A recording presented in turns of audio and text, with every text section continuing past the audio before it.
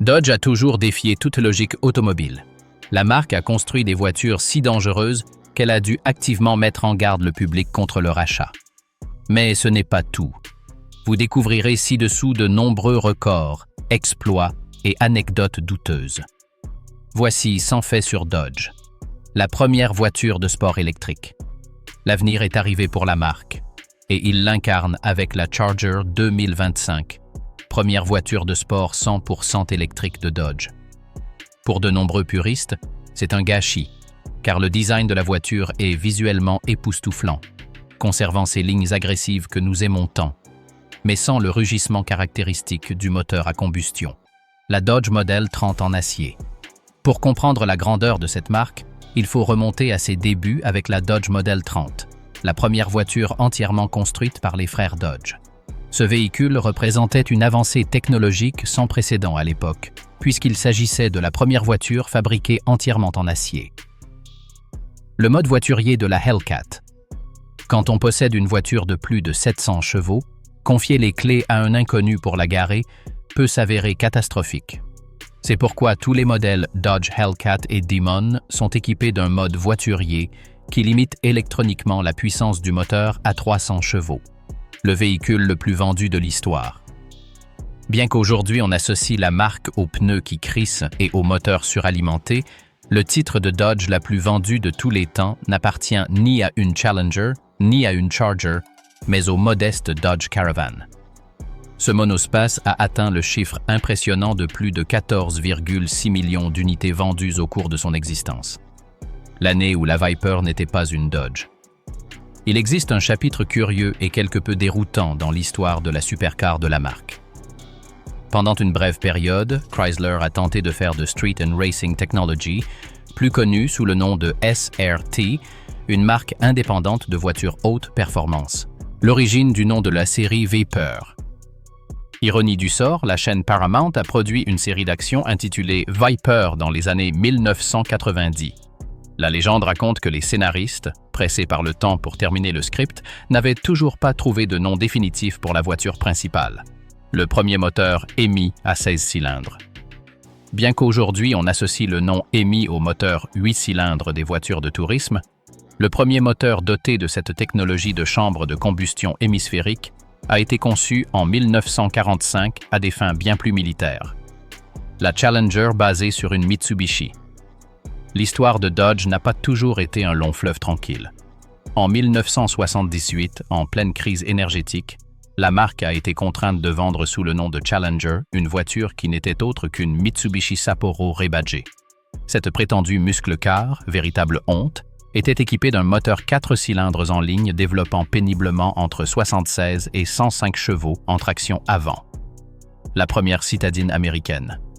Malgré sa réputation actuelle de constructeur de voitures imposantes, Dodge a été pionnière sur le segment des petites voitures aux États-Unis. La Dodge Magnum et son volume de chargement. La Dodge Magnum reste dans les mémoires comme le véhicule familial par excellence. Un break surdimensionné alliant la praticité d'une berline à la puissance d'un moteur EMI de 6,1 litres.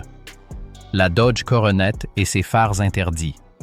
En 1957, les ingénieurs de la marque ont opté pour un design futuriste pour la Coronet, avec notamment des phares quadruples. Cependant, ils se sont heurtés à un obstacle légal.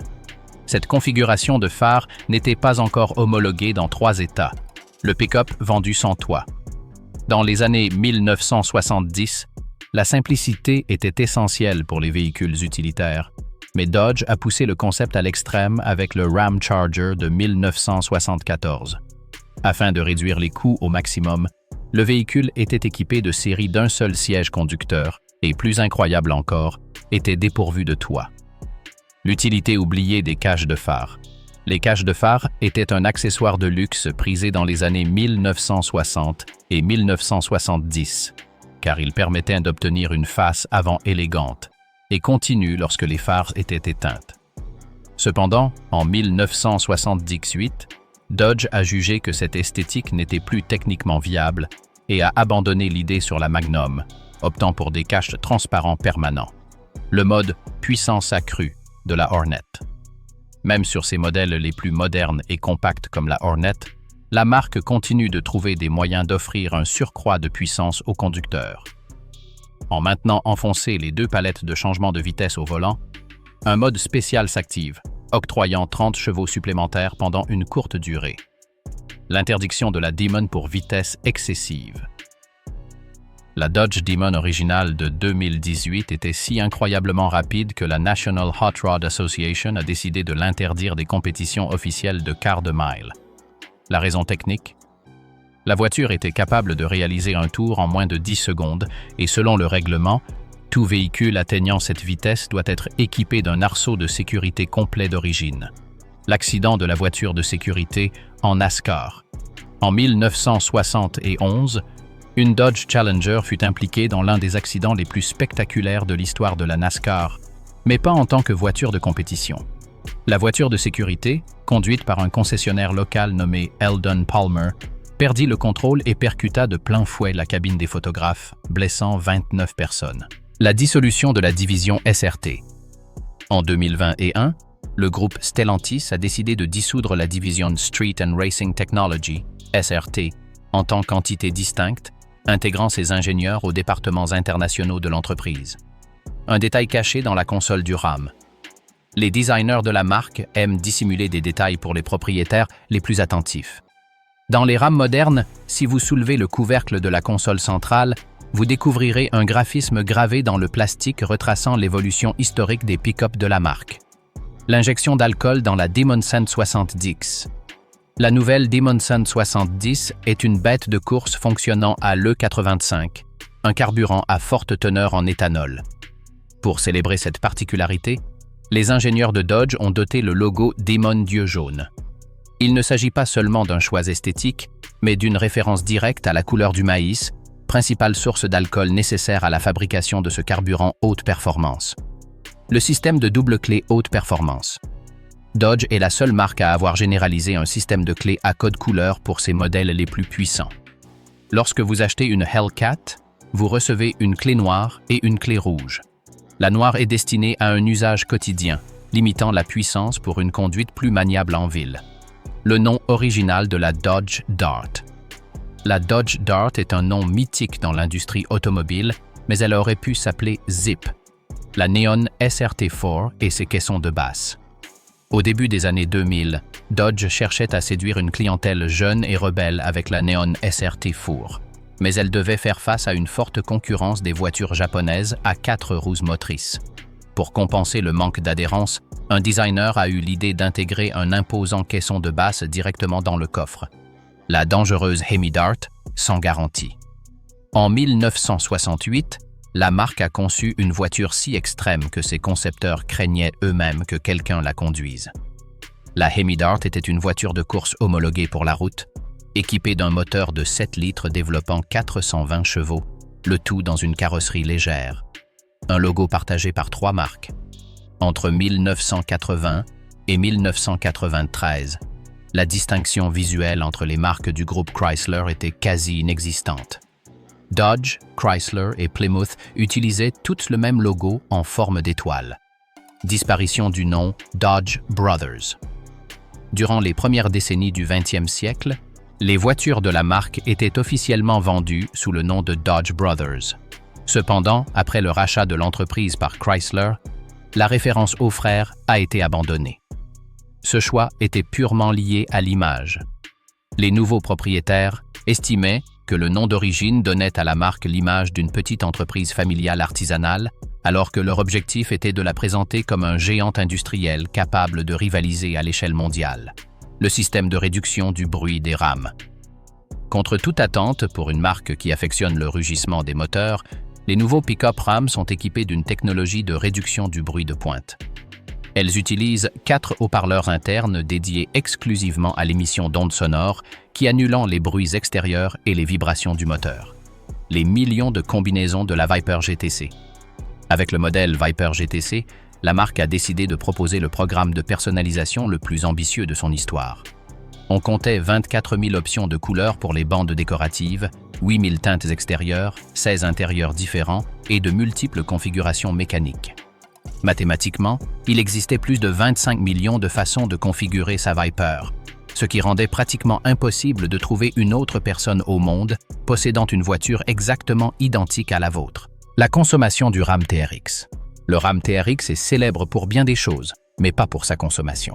Avec une moyenne de 19,6 litres au 100 km, il détient le deuxième titre de véhicule le plus gourmand au monde, juste derrière la Bugatti Chiron. L'étrange Dodge a 2 portes et 3 rangées de sièges. Dodge a toujours entretenu une relation particulière avec le marché mexicain, vendant des modèles jamais commercialisés aux États-Unis. L'un des cas les plus insolites est une version du Dodge Durango à 2 portes, mais conservant 3 rangées de sièges. Les fausses prises d'air de la Challenger. Bien que la Challenger soit une icône de l'ingénierie, tous ces détails ne sont pas fonctionnels. Si le phare côté conducteur fait office de prise d'air froid pour le moteur, les éléments similaires côté passager sont purement factices. Le club du million de kilomètres du moteur Cummins. Le partenariat entre Dodge et Cummins a donné naissance à l'une des plus grandes légendes de durabilité de l'histoire des moteurs diesel. Le soldat victime d'une arnaque de concessionnaire. L'année dernière, l'histoire d'un militaire américain déployé à l'étranger qui avait acheté une Dodge Demon 170 chez un concessionnaire du Mississippi a fait le tour du web. Après avoir payé une surtaxe de 50 000 $, il a découvert sur Facebook que le concessionnaire avait revendu la même voiture à un autre client à un prix encore plus élevé. Lorsque Tim Kuniskis, PDG de Dodge, a eu connaissance de l'histoire, il est intervenu personnellement pour offrir aux soldats l'un des rares véhicules Dodge encore disponibles, prouvant ainsi que la communauté des passionnés de muscle car a encore de l'honneur. Le châssis Mercedes de la Challenger. À l'époque où Daimler et Chrysler étaient partenaires, un intéressant échange de technologies s'est opéré. Le châssis sur lequel est construite la Challenger 2008 est essentiellement un châssis hybride, utilisant des composants des Mercedes-Benz classe E et classe S. Cette base technique allemande confère à la Challenger la stabilité et la robustesse mécanique qui lui ont permis de rester compétitive sans modification structurelle majeure pendant plus d'une décennie. Comment démarrer une Dodge sans pile dans la clé? Nombreux sont les propriétaires de Dodge modernes qui paniquent lorsque la pile de leur clé intelligente est à plat, craignant de se retrouver en panne. Heureusement, les ingénieurs ont conçu un système de secours physique. Il suffit d'utiliser la clé elle-même pour appuyer sur le bouton de démarrage du tableau de bord. Ce système est doté d'un capteur de proximité à courte portée qui détecte la puce de la clé même sans alimentation, vous permettant ainsi de démarrer le moteur et de vous sortir d'affaire. La ligne continue de la Viper. La Dodge Viper de 3e génération arbore un détail de design obsessionnel que peu remarquent. Une ligne parcourt toute la longueur de la carrosserie, de l'avant à l'arrière. Dodge tenait tellement à cette continuité qu'ils ont même cousu une ligne identique sur le volant en cuir et peint le support de l'aileron arrière afin que le regard ne soit jamais interrompu, même si la signification exacte de cette ligne reste un mystère. Le nom original de la Demon. Avant que le nom Demon ne devienne synonyme de puissance extrême, la marque a failli choisir un nom beaucoup plus attachant pour sa voiture économique des années 1970. Le nom initialement retenu était Beaver, Castor. Heureusement, ils ont décidé à la dernière minute de le changer en Demon pour lui donner un côté plus rebelle, même si cela a causé des problèmes avec les groupes religieux de l'époque qui n'appréciaient guère qu'on amène un démon à l'église le dimanche. Les camions Bighorn à 18 roues. Entre 1973 et 1975, Dodge tenta brièvement de dominer le marché des poids lourds avec ses camions Bighorn à 18 roues. Seuls 260 et un exemplaire furent produits, dont moins de 150 subsistent aujourd'hui. Fait intéressant, le logo emblématique à tête de bélier, qui identifie désormais tous les camions Ram, fut créé à l'origine exclusivement pour cette gamme de poids lourds. La fin des moteurs EMI V8. Toute bonne chose a une fin, et pour Dodge, ce moment arrivera en 2025. La marque a officiellement annoncé l'arrêt de la production des légendaires moteurs EMI V8 afin de se conformer aux nouvelles normes d'émission et de se concentrer sur l'électrification. Un coup dur pour les passionnés, qui marque la fin d'un des chapitres les plus marquants et les plus passionnants de l'histoire de l'ingénierie automobile américaine. Les étranges rétroviseurs de la Challenger. Si vous avez déjà observé de près une Dodge Challenger moderne, Vous aurez peut-être remarqué que ces rétroviseurs latéraux semblent légèrement décalés par rapport au reste de la carrosserie. Il ne s'agit pas d'un défaut de conception ni d'une contrainte budgétaire, mais d'un hommage direct au rétroviseur du modèle original de 1970. Les designers ont tellement travaillé pour reproduire la silhouette classique qu'ils ont sacrifié une partie de l'aérodynamisme moderne afin de conserver cette forme rectangulaire robuste qui confère à la voiture son allure de traqueuse sur la route. La moto Tomahawk Feint 10. En 2003, Dodge a décidé que le moteur V10 de la Viper était si exceptionnel qu'il ne devait pas se limiter aux seules voitures. C'est ainsi qu'est née la Dodge Tomahawk, un concept de moto qui était essentiellement un moteur de 500 chevaux avec 2 roues à l'avant et 2 à l'arrière. Bien que certains exemplaires aient été vendus comme œuvres d'art pour plus d'un demi-million de dollars, la marque a toujours affirmé qu'ils n'étaient pas homologués pour la route, leur vitesse théorique dépassant les 600 km/h, ce qui en faisait techniquement un missile monté sur un guidon. Course de fourgonnettes au Japon. Au Japon, une sous-culture, les Dajiban, voue une véritable obsession aux fourgonnettes Dodge Ram des années 1990. Ces passionnés ne les utilisent pas pour transporter des marchandises. Ils les modifient avec des suspensions de course, des moteurs suralimentés et des pneus haute performance pour participer à des courses de côte. C'est l'un des phénomènes les plus étranges du monde automobile. Des véhicules conçus pour les travaux lourds aux États-Unis se retrouvent à drifter sur les circuits japonais avec une agilité insoupçonnée. Le programme de réduction Power Dollars. Dans une opération marketing audacieuse dont seul Dodge pouvait se permettre le genre, la marque a lancé le programme Power Dollars, qui consistait à accorder une réduction immédiate de 10 $ par cheval vapeur du véhicule acheté.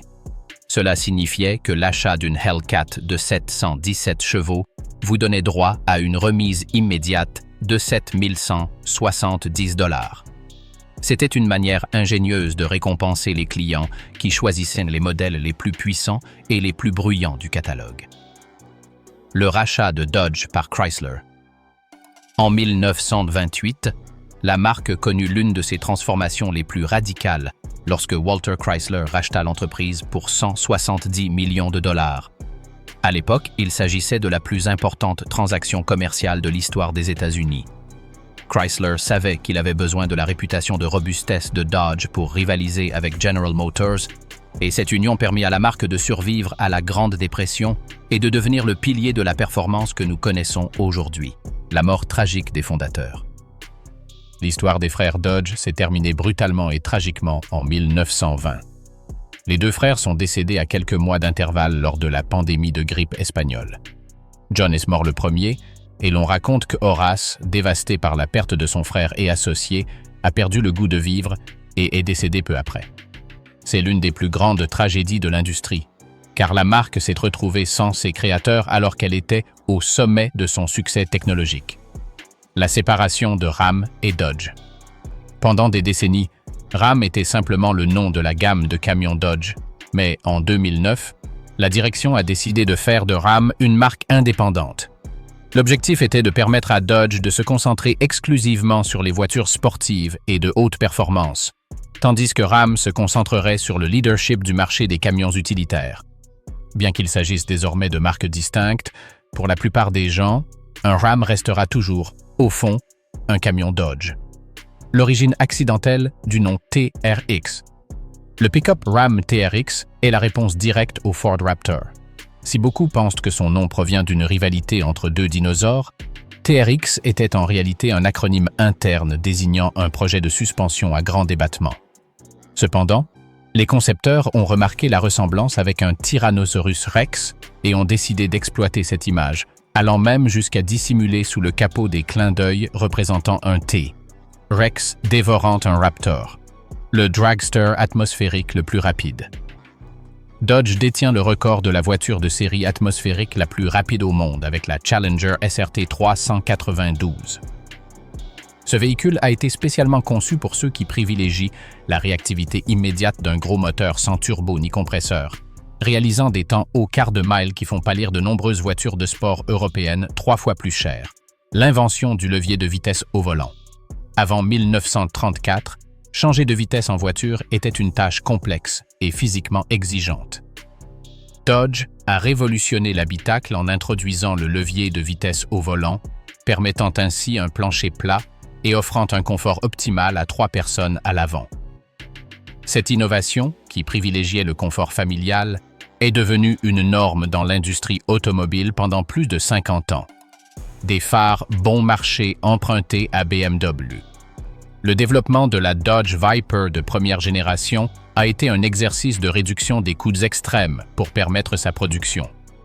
Afin d'éviter de dépenser des millions en concevant des phares sur mesure, les ingénieurs ont écumé les stocks d'autres constructeurs et ont fini par utiliser les mêmes phares que ceux de la BMW série 3 de l'époque.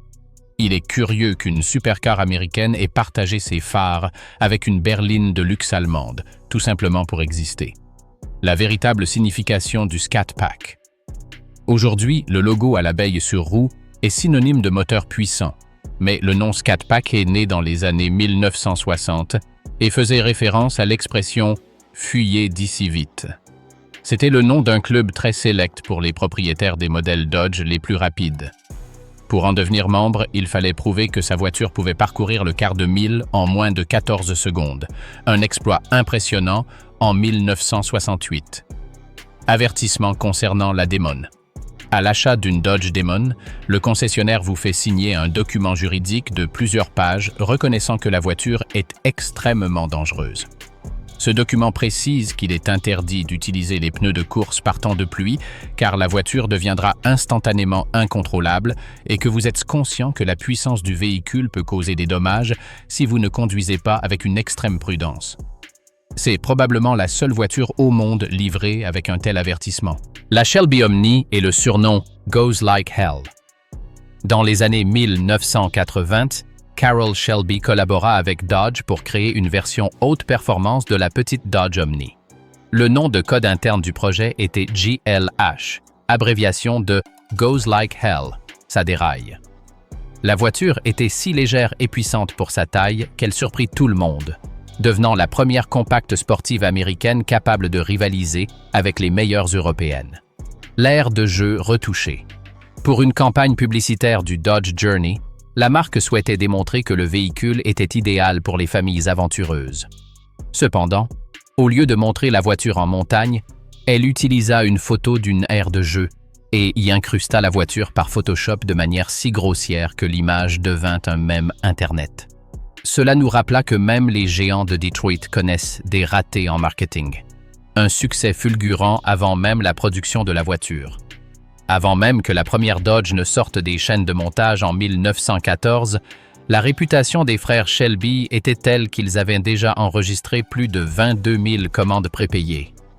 La confiance que les gens accordaient à l'ingénierie des frères Dodge était telle.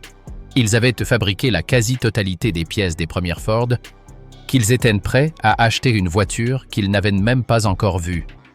La légende du fantôme noir de Detroit. Dans les années 1970, une Dodge Challenger noire haut toit en vinyle imitation crocodile surgissait de nulle part lors des courses de rue les plus célèbres de Detroit, dominait tous ses concurrents, puis disparaissait sans laisser de traces pendant des mois. Elle est devenue célèbre sous le nom de fantôme noir. Des décennies plus tard, on a découvert que son propriétaire était un policier du nom de Godfrey Qualls, qui utilisait sa voiture de sport pour régner illégalement sur les rues, tout en exerçant ses fonctions le jour. Sa voiture a récemment été vendue aux enchères pour plus d'1 million de dollars. Le système de verrouillage du coffre. Sur les modèles Charger et Challenger modernes, un système de sécurité très ingénieux vous empêche de vous retrouver enfermé à l'extérieur de votre voiture. Si vous laissez accidentellement vos clés dans le coffre et que vous le fermez, la voiture détectera le signal de la puce et le coffre s'ouvrira automatiquement 3 fois de suite pour vous avertir.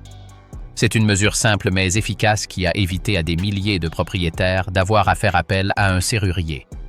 L'échec de la voiture conçue pour les femmes. En 1955, la marque lance la Dodge La Femme, une voiture rose et blanche livrée avec un parasol, un sac à main et une trousse de maquillage assortie. Ce fut un échec commercial retentissant, car Dodge a supposé à tort que les femmes recherchaient un accessoire de mode plutôt qu'une voiture performante. Il s'est avéré que les conductrices préféraient les modèles standards, dotés de moteurs plus puissants à une voiture ressemblant à une maison de poupée sur roues. La campagne publicitaire pour les échangistes. Dans les années 1970, Dodge lance un modèle Dart baptisé Swinger. Ce que les dirigeants ignoraient, c'est que le terme « échangiste » commençait à désigner un mode de vie basé sur l'échange de partenaires. Les panneaux publicitaires affichant « monter dans une Swinger » ont fait grand bruit, et bien qu'il s'agisse d'une faute de grammaire, les ventes de voitures ont augmenté grâce à la publicité gratuite et quelque peu impertinente générée par la confusion. La fameuse « morsure de serpent » de la Viper. La Viper originale était tristement célèbre pour l'absence d'aides électroniques à la conduite, d'antipatinage et de freins ABS. Cette absence lui a valu la réputation de « morsure de serpent ». Si le conducteur n'était pas expérimenté et accélérait trop fort en sortie de virage, la voiture partait en tête à queue. C'était une voiture qui exigeait un respect absolu et ne pardonnait aucune erreur humaine. Les débuts des frères Dodge dans la fabrication de bicyclettes. Bien avant de fabriquer des pièces pour Ford ou leur propre voiture, John et Horace Dodge ont bâti leur empire industriel en fabriquant des bicyclettes. Leur entreprise, Evans & Dodge Bicycle Company, y a inventé un roulement à billes révolutionnaire résistant à la poussière. L'argent et l'expertise mécanique acquis grâce aux bicyclettes ont financé leur entrée dans le monde automobile. La fin des boîtes de vitesse manuelles. Dodge était l'une des dernières marques à proposer une boîte de vitesse manuelle sur une voiture de plus de 700 chevaux. Mais elle a récemment annoncé que pour les modèles L4 restants, l'option manuelle disparaît définitivement. La raison est simple. Les transmissions automatiques modernes à 8 rapports sont désormais si rapides et efficaces qu'une boîte de vitesse manuelle ne peut plus gérer le couple phénoménal du moteur sans tomber constamment en panne. Le prototype de la Charger sans nom. Lors de la conception de la Charger originale, les ingénieurs étaient tellement concentrés sur la performance que le premier prototype fonctionnel n'avait pas de nom officiel. Ils l'appelaient simplement 00, car il s'agissait du premier véhicule d'essai. Lorsqu'ils ont finalement décidé de l'appeler Charger, ils ont dû convaincre le conseil d'administration que ce nom ne paraissait pas trop agressif aux yeux des acheteurs traditionnels. Les statistiques d'accidents des propriétaires de RAM. Selon diverses études menées par des compagnies d'assurance aux États-Unis, les conducteurs de camions RAM 25000 sont statistiquement plus susceptibles d'être impliqués dans des accidents de la route et de recevoir des contraventions pour excès de vitesse que les propriétaires de tout autre véhicule. C'est un fait curieux qui reflète peut-être le caractère affirmé et quelque peu impatient de ceux qui choisissent ces robustes utilitaires. Le développement secret de la Viper. L'équipe d'origine qui a conçu la Viper travaillait dans un atelier distinct du siège social de Chrysler afin d'éviter que les comptables ne mettent fin au projet.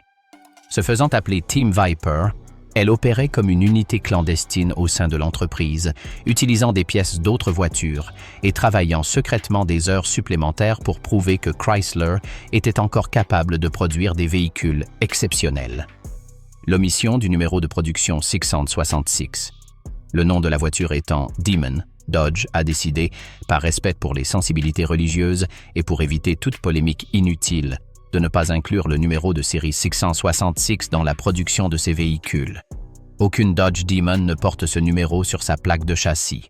La production passe directement de 665 à 667. La création du premier monospace au monde. Bien que cet honneur soit souvent contesté, c'est le Dodge Caravan de 1984 qui a véritablement popularisé le concept du monospace. Lee Iacocca, licencié de Ford pour avoir proposé une petite voiture familiale, a présenté l'idée à Dodge et a sauvé l'entreprise de la faillite grâce à cette invention qui permettait à toute la famille de voyager avec le confort d'une berline et l'espace d'un monospace. Le dessin secret du TRX dévorant un Raptor. Si vous ouvrez le capot d'un Ram TRX et regardez le cache-moteur en plastique, vous découvrirez un relief représentant un Tyrannosaurus Rex tenant un Vélociraptor dans sa gueule. C'est l'une des attaques directes les plus drôles d'une marque contre une autre ces dernières années, prouvant que Dodge ne voulait pas seulement concurrencer Ford, mais bien s'emparer de son héritage dans le segment des pick-up haute performance. L'origine ancienne du logo Fratzog. L'étrange logo triangulaire utilisé par Dodge dans les années 1960 et 1970 s'appelle le Fratzog. Curieusement, ce nom ne signifie rien. Il a été inventé par un designer lors d'une réunion, faute de mieux pour nommer le dessin.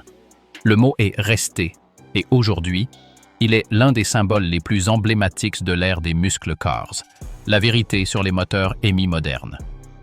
Bien que Dodge commercialise ses moteurs actuels sous l'appellation EMI, techniquement, il ne possède plus une chambre de combustion parfaitement hémisphérique comme les moteurs d'origine des années 1960.